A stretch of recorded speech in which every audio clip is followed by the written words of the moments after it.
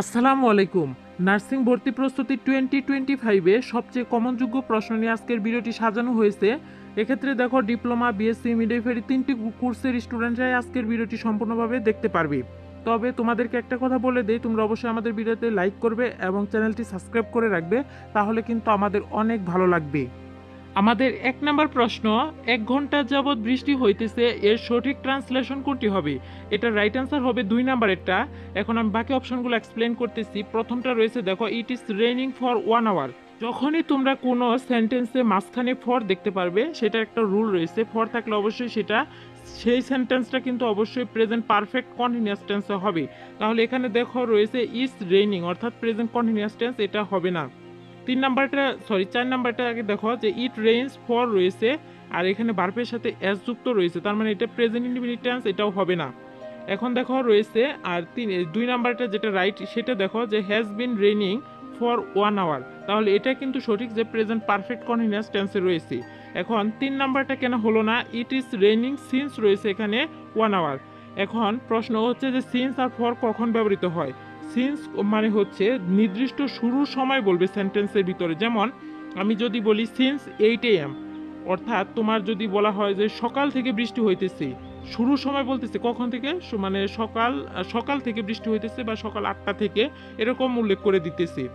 কিন্তু ফরের মানে হচ্ছে সময়ের দৈর্ঘ্য বোঝাবে, অর্থাৎ কতটুকু সময় এখানে বলতেছে। যেমন যদি আমি বলি ফর 2 আওয়ার্স, ফর 3 আওয়ার্স, অর্থাৎ ঘন্টা এগুলো বলে দিবে, তাহলে সেক্ষেত্রে তোমরা কিন্তু ফর ইউজ করবে। আমাদের 2 নাম্বার প্রশ্ন, লোহিত রক্তকণিকা উৎপাদিত হয় কিসে? এটার রাইট আনসার হচ্ছে অস্থি মজ্জায় উৎপাদিত হবে। আর লোহিত রক্তকণিকা কিন্তু সঞ্চিত থাকে হচ্ছে প্লীহাতে, আর লোহিত রক্তকণিকার সময়কাল হচ্ছে 120 দিন। 3টা রক্তকণিকা রয়েছে, সেখানের ভিতরে লোহিত রক্তকণিকা সবচেয়ে গুরুত্বপূর্ণ তোমাদের জন্য, এখান থেকে প্রশ্ন আসে। এটা ডিটেলসটা ভালোভাবে পড়ে যাবে। আমাদের 3 নাম্বার প্রশ্ন, if you read you will learn this sentence is, অর্থাৎ এই সেন্টেন্সটা কি ধরনের সেন্টেন্স? কোনো সেন্টেন্সের ভিতরে তুমি যদি দেখো because, although, if, when, since, unless, while, after, before, S, দো, এগুলো যদি দেখো তাহলে সেটা নির্দ্বিধায় কমপ্লেক্স সেন্টেন্স হয়ে যাবে, এটাই হবে রাইট অ্যান্সার। আর তোমরা যদি কোনো সেন্টেন্সের মাঝখানে দেখো এন্ড দ্বারা যুক্ত, মানে কোনো কমা নেই, তাহলে সেক্ষেত্রে কম্পাউন্ড হবে। আর সিম্পল মানে হচ্ছে সিম্পলি, সেটা এক লাইনের উপর হবে, কোনো কমা টমা থাকবে না। আমাদের 4 নাম্বার প্রশ্ন, ফিলিস্তিনের রাজধানীর নাম কি? এটা হচ্ছে রাইট অ্যান্সার হবে জেরুজালেম। ফিলিস্তিন কিন্তু তোমাদের জন্য একটু ইম্পর্টেন্ট। ফিলিস্তিন নিয়ে তথ্য কিন্তু আমি হোয়াটসঅ্যাপ গ্রুপে দিয়ে দিছি, সেগুলো অবশ্যই যত্ন করে রাখবে, আর এগুলো রিভিশন দিয়ে যাবে। আমাদের 5 নাম্বার প্রশ্ন, 10 জন শ্রমিক 5 দিনে 2000 ইট ভাঙতে পারে, জরুরি প্রয়োজন আর কতজন শ্রমিক নিয়োগ করলে সমপরিমাণ ইট 2 দিনে ভাঙতে পারবে? এখানে দেখো 2000 ইট বলেছে প্রথম লাইনে, দ্বিতীয় লাইনে বলেছে সমপরিমাণ ইট, তার মানে একটা অঙ্কের কথা কিন্তু 2000, এই সংখ্যার কথা কিন্তু দুইটা লাইনেই বলা হয়েছে। দুইটা লাইনে যখন বলা থাকবে কোনো সংখ্যা, তখন কিন্তু ওই সংখ্যা দ্বারা কোনো কাজ করা হয় না, এটা বাদ দিয়ে দিবা। তাহলে এখন তোমাদেরকে চেয়েছে কি, কতজন শ্রমিক, তাহলে যেটা চাইবে সেটা ডান দিকে রাখবে। তাহলে 5 দিনে ইট ভাঙতে পারে হচ্ছে 10 জন শ্রমিক, 2000 ইট ভাঙলো কিন্তু, তাহলে একজন শ্রমিক 2000 ইট ভাঙতে কি বেশি টাইম লাগবে না? বেশি টাইম লাগলে সেটা গুণ করে দিতে হয়, তাহলে 10 গুণন 5 দিবা। তো লাস্টে গিয়ে 2 দিনে ভাঙতে কতজন পারবে সেটা আমাদেরকে বের করতে বলছি, তাহলে 2 দিনে এটা ভাগ হবে গিয়ে। তাহলে এখানে আমি একটু মানে এখানে জায়গার অভাবের জন্য আমি এখানেই ভাগ করে দিলাম, লাইনটাতে 2 দিয়ে ভাগ করে দিলাম। এখন দেখো 10কে যদি আমরা ভাগ করে দেই তাহলে 5 হবে, 5 5 25, এইভাবে হয়। আর যদি 50কে 2 দ্বারা ভাগ করে তাহলে 25, রাইট অ্যান্সার হবে কি আমাদের 25। আশা করি অঙ্কটি বুঝতে পারছো। আমাদের 6 নাম্বার প্রশ্ন, রাষ্ট্রের পছন্দকৃত জীবন পদ্ধতি সংবিধান, উক্তিটি কে করেন? এটা হচ্ছে এরিস্টটল।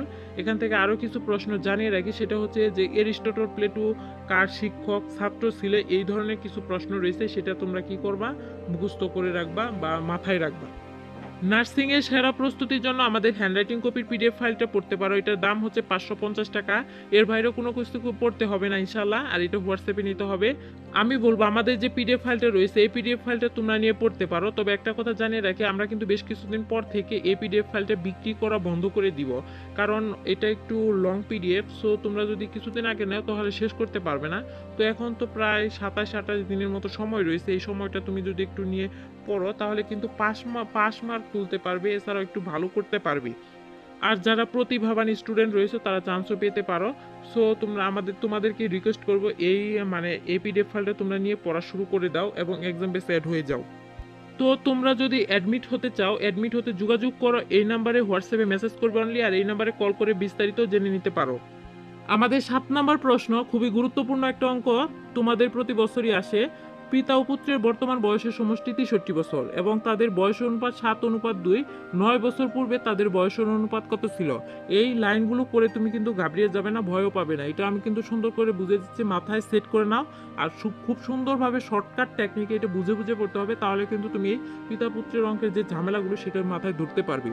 তাহলে আমাদের প্রথম লাইনটা পড়ো একটু, যে পিতা ও পুত্রের বর্তমান বয়সের সমষ্টি 63 বছর, ভালো। তাদের বয়সের অনুপাত 7:2, তার মানে তাদের বর্তমান বয়সের অনুপাতই কিন্তু 7:2, আবার বর্তমান বয়সের সমষ্টি হচ্ছে 63 বছর। তার মানে এই দুইটা অঙ্ক মানে সংখ্যা, এই দুইটা সংখ্যা সেম, একটা দিয়েছে বয়সের সমষ্টি আকারে, আরেকটা দিয়েছে বয়সের অনুপাত আকারে। এখন দুইটা যখন সেম থাকে অঙ্কের ভিতরে, তখন সেটা আমরা কি সমান লিখতে পারি। এখন সমান আমি কিভাবে লিখবো? যেহেতু অনুপাত দিয়েছে, তার মানে যেটা ছোট অনুপাত সেটা হচ্ছে পুত্রের বয়স ধরে নিব, আর পিতার বয়স হচ্ছে 7। তাহলে এখন আমরা তাদের বয়সের অনুপাত যদি x ধরি, তাহলে পুত্রের বয়স হবে 2x বছর আর পিতার বয়স হবে 7x বছর। যেহেতু সমষ্টি বলছে তাহলে দুইটা যোগ করে দিব। তাহলে 7x আর হচ্ছে 2x যদি যোগ করো তাহলে 9x হবে। 9x ইকুয়াল কত হবে? 63 লিখবো আমরা। এগুলো হচ্ছে সমীকরণ। এখন 9 দ্বারা যদি 63কে ভাগ করো তাহলে x ইকুয়াল বের হবে কত আমাদের? 7। 7 নং 63। তাহলে আমরা x এর মান কত পেলাম? 7 পেলাম। এখন আমরা পুত্রের বয়স কত পাবো? পুত্রের বয়স তো ধরে নিছিলাম 2x বছর, তাহলে 2x বছর, এখানে x এর মান পেয়েছি আমরা কত? 7। তাহলে x এর বদলে 7 বসিয়ে দিব, 7 দ্বারা 2 গুণ করে দিব, 14 হবে। তাহলে পুত্রের বয়স হবে 14। আর এখানে পিতার বয়স কত হবে? পিতার বয়স দিয়েছিলাম আমরা 7x, তাহলে x বসিয়ে দিলে ওখানে 7 7 49 হবে। তাহলে পিতার বয়স হচ্ছে 49। তাহলে পিতার বয়স কত বেরোলো? আমাদের 49 বেরোলো, আর হচ্ছে পুত্রের বয়স হচ্ছে 14 বেরোলো। এখন আমরা লাস্টের লাইন দেখি, 9 বছর পূর্বে তাদের বয়স অনুপাত কত ছিল? এখন আমরা কি করবো? এই বয়সগুলো থেকে 9 বছর বিয়োগ করে দিব, 9 বছর পূর্বে চলে যাব, 9 এখান থেকে বিয়োগ করে দিব, আর এখান থেকে 9 বিয়োগ করব, উপর হবে 40, আর 14 থেকে 9 গেলে হবে 5। তাহলে আমরা পেলাম হচ্ছে 9 বছর পূর্বের বয়স 40, আর যেহেতু অনুপাত বের করতে বলছে অনুপাত দিব আর 5 দিব। এখন দেখো 5 দ্বারা কিন্তু 40কে ভাগ যায়, 5 8 40, তাহলে এখানে হবে 8 আর এখানে হবে 1। ছোট ক নাম্বার হচ্ছে রাইট অ্যান্সার। আশা করি তোমরা এই অঙ্কটা খুবই ভালোভাবে বুঝতে পেরেছো। যদি বুঝতে পারো তাহলে এই ধরনের অঙ্কগুলো তোমরা প্র্যাকটিস করবে বাড়িতেই।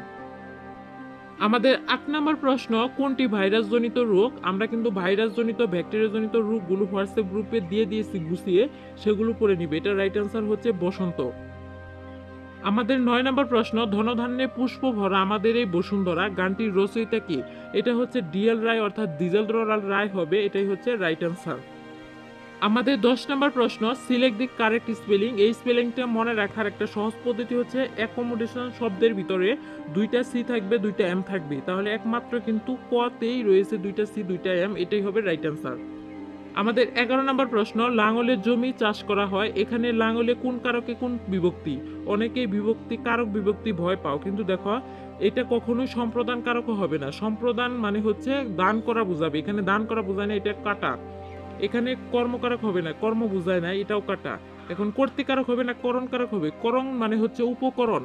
আর দেখো যদি তুমি মানে করণ কারক পাও, তাহলে সেক্ষেত্রে তুমি যদি কিসের দ্বারা প্রশ্ন করার উত্তর বেরিয়ে আসে সেটাই করণ কারক হয়ে যাবে।